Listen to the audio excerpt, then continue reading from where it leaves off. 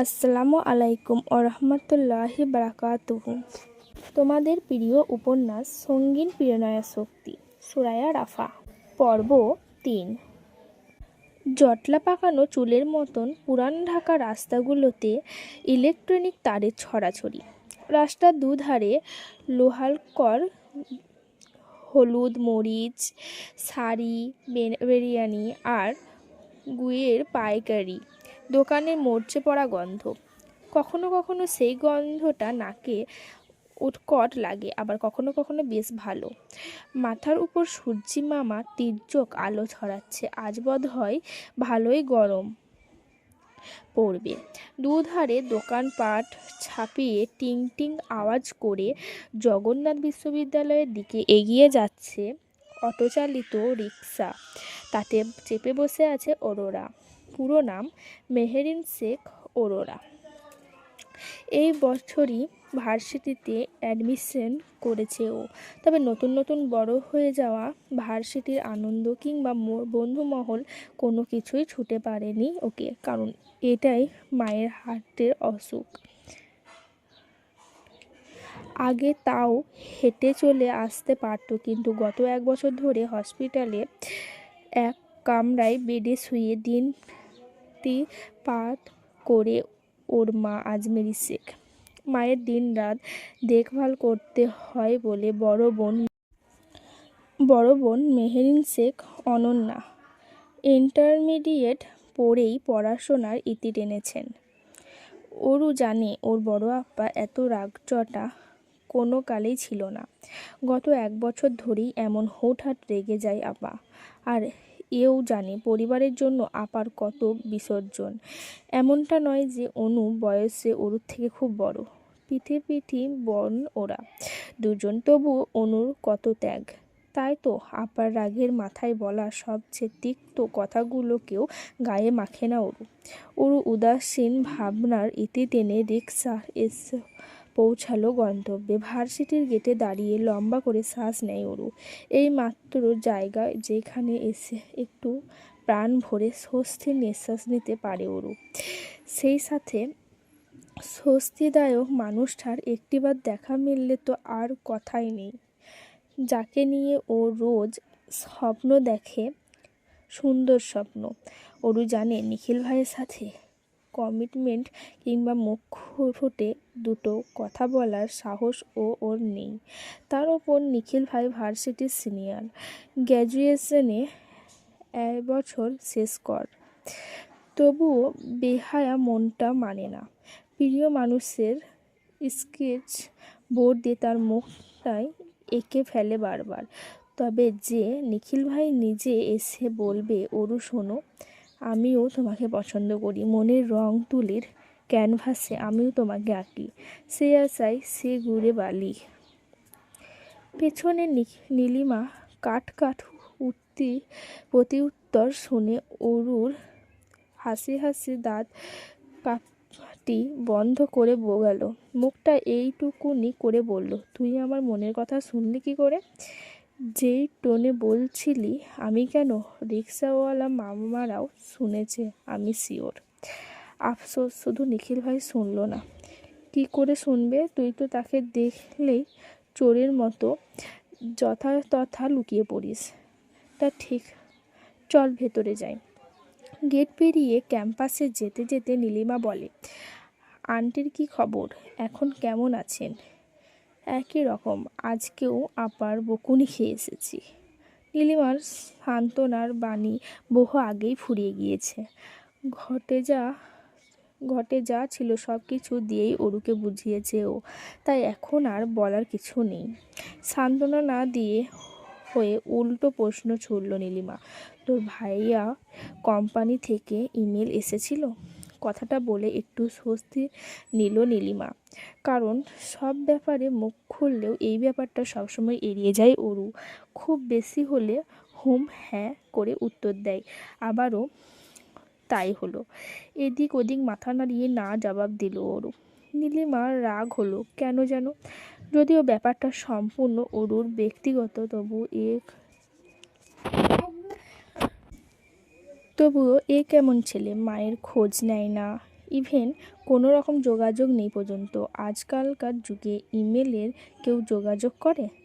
নীলিমার রাগ সংবরণ করতে না পেরেই বলেই ফেলল, কেমন ভাই তোর মাকে এভাবে দেশে ফেলে রেখে নিজে বিদেশে পড়ে আছে? অরু মেখে হাসলো। হুট করে নীলিমার রাগের কারণ ধরতে পারল না, তবুও নরম সুরে বলল, he is not my sibling. তাহলে স্টেপ ব্রাদার, মানে আঙ্কেলের দ্বিতীয় স্ত্রীর ছেলে, তাই তো? অরু আবারও হাসে। এই মেয়ের এত কৌতূহল কেন? না, তেমন কিছু নয়। তাহলে কেমন ভাই তোর? নীলিমার কথার পেছনে ওরও কিছু বলতে যাবে তার আগেই ওদের মাঝে তিথি চলে আসে আর মিস্টার জানকীর্তিকে নিয়ে চলমান রহস্যময় কনভারসেশনে ওখানে ইতি ঘটে। বসন্তের সকাল, চারিদিকে মৃদু মন্দ ঝিরিঝিরি বাসন্তীর হাওয়া বইতেছে। কতই বা বেজেছে, 10টা কি 11টা, তবু মাথার ওপর চলছে সূর্যের তাণ্ডব নৃত্য। শীত যাবে যাবে করে এখনো যায়নি, তার আগেই সূর্যিমামা তার প্রখরতা দিয়ে ধরণী উত্তপ্ত করে দিয়েছে। সূর্যের তীর্যক রশ্মিকে পিছনে দিয়ে এক প্রকার ছুটে বোতলার ছায়ার নিচে দাঁড়ালো তিথি। ওখানে অরু আর নীলিমাও ছিল। কি রে, কিভাবে ছুটে এলি কেন? কিছু হয়েছে? তার স্বরে জিজ্ঞাসা করে নীলিমা। অরু ও প্রশ্নসূচক দৃষ্টিতে চেয়ে আছে। অরু ভার্সিটির জয়েন করার পরে পুরো বাংলা ডিপার্টমেন্টের মধ্যে এই দুটোই বন্ধু জুটেছে ওর। তার মধ্যে ওই ইন্ট্রোভার্ট নীলিমা যাও মোটামুটি একটু চাপচাপ থাকে, কিন্তু তিথি মোটেই চুপচাপ স্বভাবের মেয়ে নয়। ভার্সিটির সব থেকে গরম খবরটা ওর কাছ থেকেই পায় অরুরা, হোক সেটা গসিপ কিংবা কোনো ইম্পর্টেন্ট নিউজ। এছাড়া ডিপার্টমেন্টের অন্য ব্যাচমেটদের সাথে অরুর মুখ চেনাচেনি আছে কিনা সন্দেহ। কিভাবে বা থাকবে? ভার্সিটির জীবন নড়বড়ে ওর। অ্যাটেন্ডেন্স এর জন্য পর্যন্ত ভার্সিটি আসতে দেয় না অনু। তবুও আপার বকুনি ঝুঁকুনি খেয়ে মাসের মধ্যে 2-1 বার পা রাখে ভার্সিটির চত্বরে, যদিও সেটা পড়াশোনার জন্য নয়, বরং পছন্দের শ্যামপুরুষকে একটা নজর দেখার আশায়। সবার আড়ালে তার মুখখানা হিদমাঝারে স্ক্যান করে নিলেই শান্তি ওর। নীলিমার কথার প্রতি উত্তরে তিথি হাঁপাতে হাঁপাতে বলল, পানি দে দোষ, তারপর সব বলছি। নীলিমা ব্যাগ থেকে পানি এগিয়ে দিয়ে ঢোক ঢোক করে পানি পান করে দম নেয় তিথি। আহ, এতক্ষণে প্রাণটা ঠান্ডা হলো। কি হয়েছে বলবি? না তো, আবারও জিজ্ঞাসা করে অরু। তিথি এগিয়ে গিয়ে অরুর হাত ধরে বলে, ও হ্যাঁ, তোর কাছে আসছিলাম অরু। কাল ভার্সিটিতে কেন এলি না বল তো? তাহলেই তো সব জানতে পারতি। কি হয়েছে একটু খুলে বল। তাছাড়া কেন আসিনি সেটা তো তুই জানিস, তাহলে নতুন করে কেন প্রশ্ন করছিস তিথি?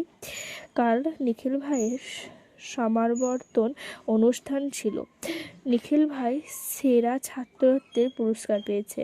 নীলিমা স্বস্তির নিঃশ্বাস ছেড়ে বলল, ওহ, এটা তো ভালো কথা। তারপর আরও একটা ঘোষণা হয়, আমি পরে সিনিয়রদের থেকে জেনেছি। অরু সচকিত হয়ে প্রশ্ন ছুড়ল, কি? নিখিল ভাই মাস্টার্স করবে না, উনি হায়ার স্টাডিজের জন্য স্কলারশিপ পেয়েছে, খুব শিগগিরই USA চলে যাবে। অরু চমকায় না, কোনো রকম প্রতিক্রিয়াও করে না। অস্বস্তির লেশ মাত্র নেই ওর মুখশ্রীতে। খুশি থাকার একমাত্র কারণটা হারিয়ে যাচ্ছে ও। কি আদৌ ঠিক আছে? ওর ভেতরে যে অস্থির ঝড়ো হাওয়া শুরু হয়ে গেছে, মনে হচ্ছে হৃদয়টা শক্ত করে খামচে ধরেছে কেউ। গলাটা শুকনো কাঠে পরিণত হয়েছে, তবুও থমথমে মুখে ছোট্ট করে অরু জবাব দেয়, ওহ। একটু শব্দ উচ্চারণে অরুর অগ্নিস্ফুলিঙ্গ উগরে দেওয়ার মতো কষ্ট হলো। তবুও বান্ধবীদের সামনে মুখের মিথ্যা হাসিটা ঠিকই ধরে রাখলো। কারণ আর যাই হোক, একপাক্ষিক ভালোবাসা কিংবা আধুনিক শব্দ বলতে গেলে ক্রাশকে হারানোর জন্য কান্নাকাটি করে ভাসিয়ে দেওয়া কিংবা সবাইকে বলে বলে সিম্প্যাথি কুড়ানোর মতো আত্মসম্মানহীন মেয়ে অরু নয়।